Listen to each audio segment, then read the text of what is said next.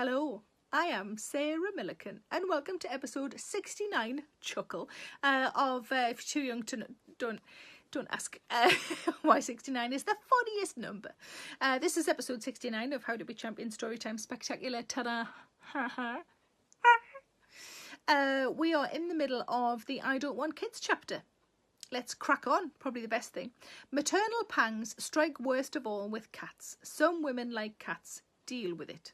I had to give up my first couple of cats in my divorce. Circumstances prevented me from taking them with me.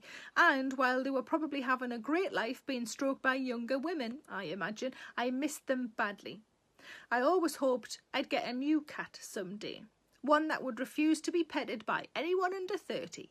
For an 8-year period there was YouTube and cats on hoovers, cats on printers, cats in boxes. I now have 2 cats and a dog and feel like an actual mam.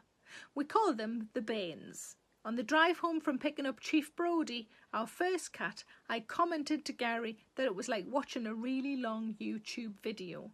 I was half expecting an email from YouTube asking if I was okay. Sometimes I think babies look nice, but that's because they are on Facebook and are 2-dimensional and silent. I had one pass to me recently and it didn't cry or wriggle. It just looked at me with a face that said, "You don't do this much, do you?" I held it until its mam took it back off me. People think that because you're a woman you instinctively know what to do with them. What if I dropped it? What if it cried? I could not guarantee that neither of those things would happen. I've dropped my phone loads and I love that. You should be able to get a protective cover for babies, a rubberised shield with anti-glare film and a power dock so you could still charge it. When you're a beginner, you don't know how to do the passes. You just have it put on you and then taken off you. You have to communicate "I'm done" with your face to a parent or you'll never get rid of it. Also, fuck me, it was heavy. I had no idea they were that heavy. Like 1.5 fat cats. No wonder mums have got arms like navvies. I like the idea of having something that loves me unconditionally, but would rather it was my family and friends and partner than actually creating a whole new person. Is there really no one else in the world who would love me unconditionally that I have to make my own?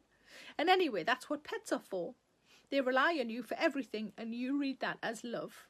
Well, that's what I used to think when we just had 2 cats, but now that we've got a dog, I know it's definitely love. He wags his tail when he hears my voice. He has rested his little soft head on my big squashy belly without judgment, though he does sometimes sniff my jeans and decide to not sit on my lap. I think if we got any more pets, I'll make sure they're old rescue ones. You want your pets to be old when you are. No pensioner ever buys a kitten. They go to a shelter and adopt a cat with a similar walking speed and grouchy disposition as themselves. Maybe if I did change my mind about kids when I'm older, I could adopt a 40-year-old son and be motherly towards him 4 times a year. My birthday, his birthday, Mother's Day and Christmas. Friends who have changed their mind did it when they hit their 30s or when they settled down with a partner. I am past that age group and I'm pleased to report that aside from calling animals in the garden our pets, I have not moved on maternally. I won't change my mind, much as I'm unlikely to decide I want to start wearing heels or sign up for paragliding lessons. When you hit 40, you are who you are and who you will always be. The outside may get saggier and greyer, but the inside stays the same, I think.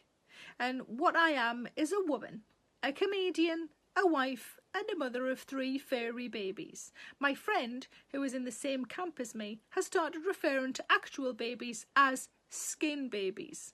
Fur babies and skin babies. It makes total sense to me. So who's going to look after me when I'm old? That's a question you get a lot. Well, maybe I'll be lucky enough to be able to afford help, but I have befriended some younger women who are likely to outlive me, just in case. If they can open jars 5 years after my hands cannot, I will still be able to have jam. And you can get squeezy jam now anyway. I am not childless unless I am also cheeseless. I am a woman who's made the decision not to have children and I am entirely happy with it. I tend to think that if you're of childbearing age and have regular sex, it's quite the achievement not to fall pregnant. Yay me, swings bloody jam rag above her head. And the How to Be Champion tip at the end of this chapter is The same as drinking, don't let society or your family dictate how your life should be. Kids aren't for everyone, and I'm on big tablets works just as well for a reason.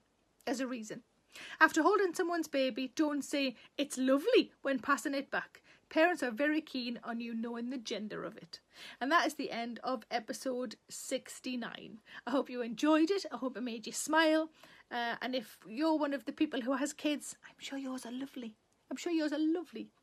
And I'm sure you're learning how lovely they are by spending every waking moment with them at the moment. No, honestly, some people have lovely kids. It's just not for me.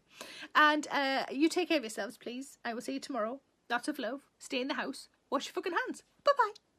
Hello, it's Sarah Millican here.